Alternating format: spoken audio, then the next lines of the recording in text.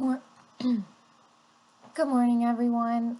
This morning we're going to talk about just the very basics of starting your Facebook page for your business. My name's Madeline Brewer, and I work at the Appalachian Center for Economic Networks. And if you have any questions following this presentation, I'd be happy to discuss them with you one-on-one. For those of you that don't know about AceNet, our mission is to grow the regional economy by supporting entrepreneurs and strengthening economic sectors.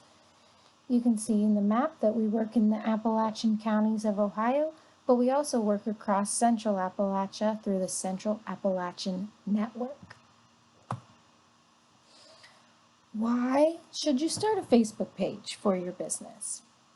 Well, 2/3 of Facebook users say that they visit a local business Facebook page at least once a week. I know personally, I am especially doing that now with changes to business hours and openings and closings of my favorite local businesses. It's a great way to keep up as long as the business is keeping up with their Facebook page. So the first thing you're going to want to do is choose a profile photo. Your profile photo will be the image that visitors see whenever they come to your Facebook page. It will be 170 pixels square on a computer and 128 on a smartphone. You'll notice that the picture placeholder for your profile is circular. So this might be something you want to pay attention to as you are choosing an image for your profile photo, making sure that it will look good cropped as a circle. The next thing you're going to want to do is choose a cover photo. This is the most prominent image on your page. It should convey your brand personality. Right now, AceNets is promoting the awards that we won through the Ohio CDC and the Athens Chamber of Commerce. You can also use sites like Canva, using pre-made templates to create these visuals. They already have size templates to perfectly fit Facebook cover photos. So the next thing you're going to want to do is fill out your About section. You might be tempted to leave it to fill out later, but it's really important that you do it right away as it contains a lot of really important information, including your hours, a description of your business, you're allowed to categorize. So when you're doing a description, just keep it really brief, and then we will talk about where you can tell your whole story later. And then when you're originally setting up your page, you choose a category, and that's where your category will show up. You can change that at any time by clicking the little blue edit button. So to continue on with your About section, you're going to be able to add your contact information, your physical store location, and details about the service area that you serve.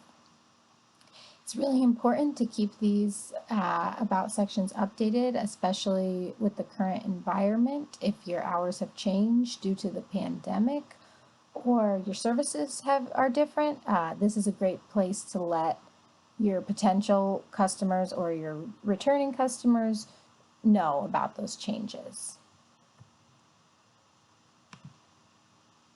Another thing you'll find on your About page is your username.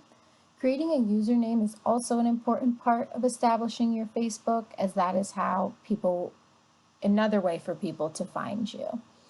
You should choose something that's search friendly. If you have other social media accounts, it's great if you can use the same username. AceNets is AceNet Athens, but then again, at any time you can change that by clicking the edit button.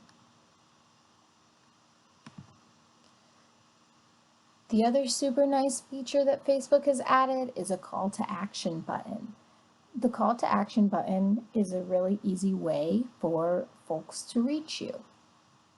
You click add a button, Currently, the AceNet button is to watch an introduction video about our organization, but you can see on the right that there are many different options, including book with you, contact you, learning more about your business, just another way to keep people engaged with your page and your business. So a few slides ago, I talked about using a short description in the description area of your About page. This is because you also have the opportunity to add a story on Facebook.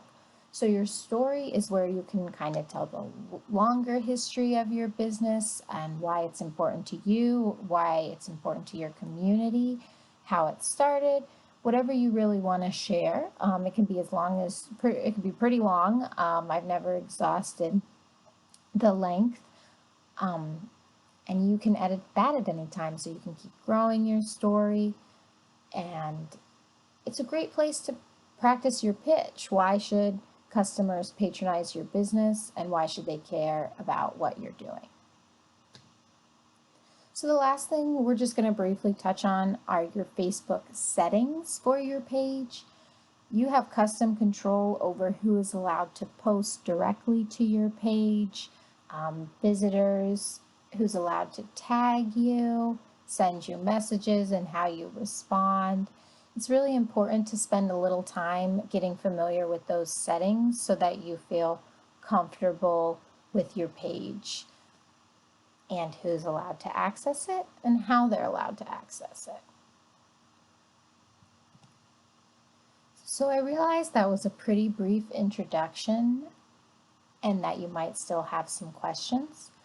If you look at the screen right now, you can find our contact information generally for AceNet. You can contact us through any of these platforms and someone will reach out to you and happily answer any questions you may have. But thanks for tuning in.